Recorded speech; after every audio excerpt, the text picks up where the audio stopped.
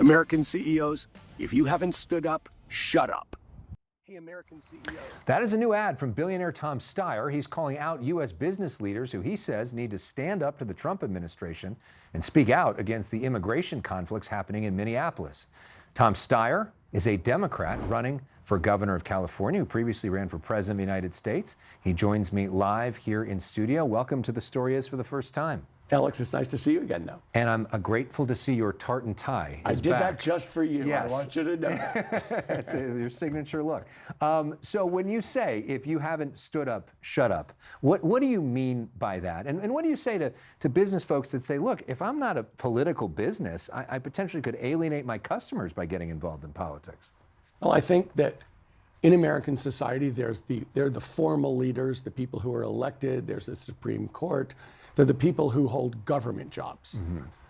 And then they're the people who lead civil society, and they take advantage. They are part of society.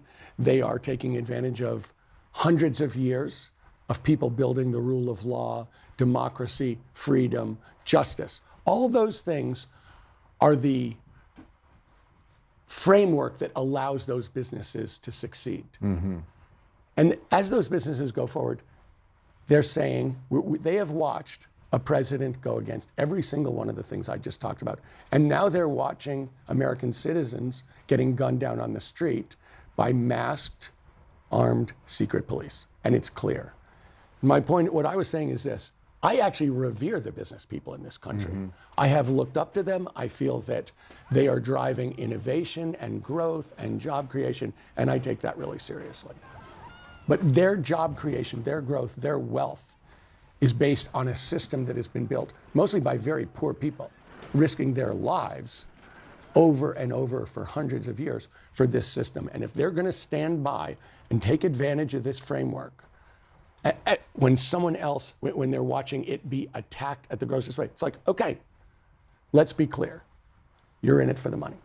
Mm. And you were saying, well, you know, it might hurt my bottom line if I were to stand up and say something, and I understand that. But don't claim that you're a responsible member of our society. Mm. Don't come back and ask for social license and, you know, we have these rights and don't you? No, you're basically saying, I'm going to go along with whatever it takes for my company and for me to make money, and everything is excusable. Okay? It's interesting. You've also said that you want to, you've made a lot of money over the years. You're a billionaire, and you've said you want to pay more in taxes. Here's something else you put out. It's time for billionaires like me and big corporations to buy into the future of California and be willing to pay more. So there's a plan being put forward that's a wealth tax proposal. That would be a 5% tax on the assets of everybody that makes over $1 billion. That would be a way to pay more money. A lot of folks are against it. Are you in favor of this? Do you like this wealth tax idea? What I've said is this, Alex. I am in favor of raising revenue that will pay for the education funds that we need and the healthcare funds we need. And we actually do need them. There is a revenue shortfall. So is that this wealth tax? This wealth tax is one way that addresses that. In my mind, it's a short-term fix. It's a one-time fix. Yeah. I have proposed closing two corporate loopholes in the state of California that will raise more money over 5 years and are permanent fixes. What about taxes? Those are corporate taxes, right? Yes, they are. What about taxes on individuals, on billionaires themselves? Should their taxes be raised? Because some of them say, we're already paying too much in taxes, we're already overregulated, and we're considering leaving the state, and if you keep increasing our taxes. And what I'm saying is this. Well, let's take a step back if we could. We're the richest state in the country. Yeah. On a per capita basis, California is the richest state in the country. We have the highest percentage of people who live in poverty. Sure. We have the most inequality of every state in the country, of any state in the country. So if you ask me, as someone who does have $1 billion, who's pledged to give most of it away while I'm alive, but if you ask me, do I feel put upon, am I worried about paying more in taxes? Is that something that I'm dreading? It's not. Yeah. But more than that, what I'm saying as someone who's running for governor, mm-hmm. I know we have a shortfall for education. I know we have a shortfall in healthcare. I am saying I will raise those dollars in a responsible way that I believe to be fair, that actually lets us continue to be the innovation source, to be the entrepreneurial source, to lead the world in terms of business creativity. That's something I absolutely respect. I've been part of it. I'm an entrepreneur. Yeah. So I understand how much it costs.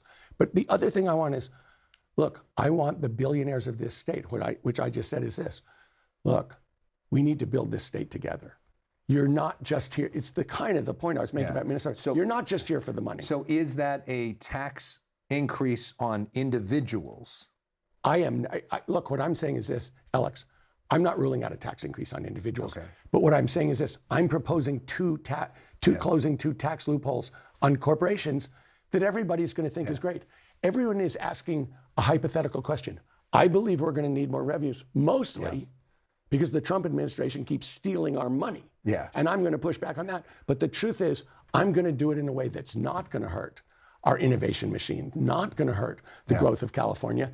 And I have ideas that are different. Do I believe that we need to have proposals, realistic proposals to close the education and health? We definitely do. And I'm going to do it responsibly. And I want everybody in this state to know I'll do it responsibly, that I will do it, and they should buy into that.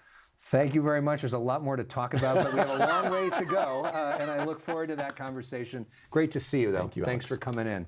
Tom Steyer. Coming up,